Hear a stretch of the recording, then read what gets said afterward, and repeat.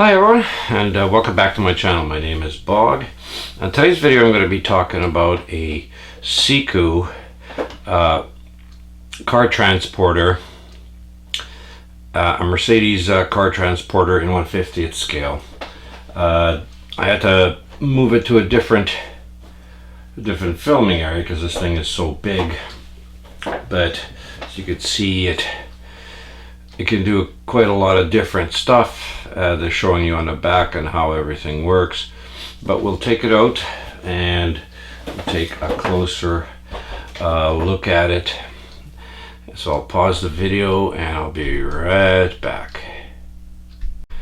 Alright, well, the transporter itself, as you can see, is it's very long. It's over a foot long for sure, but the truck that it does come with is a Mercedes ACTROS, a single axle in the rear, and then you have the nice deck. And the nice thing is the deck is fully metal, and so is the cab of the truck, and looks like the chassis for the most part is, but they have a nice system to uncouple the trailer and the truck, which is a little switch on the side. When you click it out, it undoes from the trailer. Now the truck itself, as you can see, try to get a little bit of better light on it, is it does have a bit of suspension at the front. The cab itself is metal with plastic accents around it. It does have the chassis itself is metal all the way through here, but then all the rest of the auxiliary things are plastic. Now this is the coupler system. You could see that they've had for a very long time, where you put the trailer in here, and with this switch it locks it into place. So that's a pretty cool way of doing it, and they've had it for probably the 80s, 70s or 80s since they've done it. But again, this is the 1/50th scale ACTROS truck, and it actually fits in quite well with other scales. So if I put that one there, I'll move these two aside. We'll talk about them in a few minutes, and I'll bring in a Corgi 1/50th scale Scania. So you could see the scaling is actually quite good as compared to the Corgi version of the truck, which this truck here I'll review a little bit later on in a separate video. But for now, I'm just going to throw it off to the side so we can look at the excuse me, model itself. There are certain versions that they do make where you can tilt the cab forward, but this one doesn't. It is actually fully anchored down, so you can't actually tilt the cab forward. But there are models that they do make that does. But other than just the coloring alone, there's really nothing too spectacular on the truck. They've done a really nice job with kind of put in wipers. The mirrors are nicely done. There's a bit of relief painting on them, so that it does look like there is something there. Tires are rubber and very nicely done. Excuse me. And some nice painting at the front. The grille here looks like it is plastic just by the color change in it, but the Mercedes logos and the ACTROS are nicely painted on.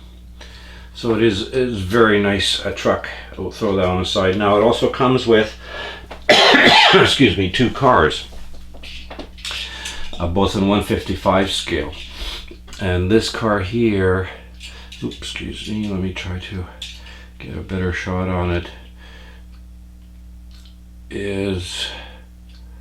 don't know if they call it a SIKU Storm, so it is one of their custom cars.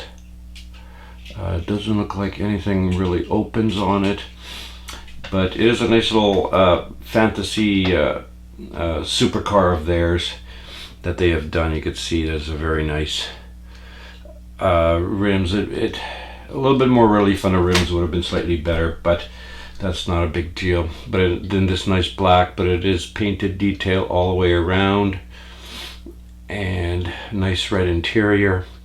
So it is a really cool looking kind of car, and it does fit on the, well, it does kind of look off scale for the truck, but it does look really nice on the back of the trailer. Now the next one is a Weissman GT MF4. And a nice thing about SIKU is they do give you a bit of information on the bottom of it of its stats, so that is actually quite nice. But as you can see, it's a very nice little sports car. It's an interesting kind of sports car because the rear end, my language, is kind of stunted. It just kind of drops off, and the front have a neat little tiered light. So it's almost like they try to recreate a Jaguar E-Type, the coupe, and then just went, you know what, let's just lump the back end just right off there. That'll do it. But it's actually a very nicely done model, and it comes with this set, but they do sell them separately. So that is the truck and the trailer. We'll throw the cars just off to the side, and the trailer actually does have some interesting features.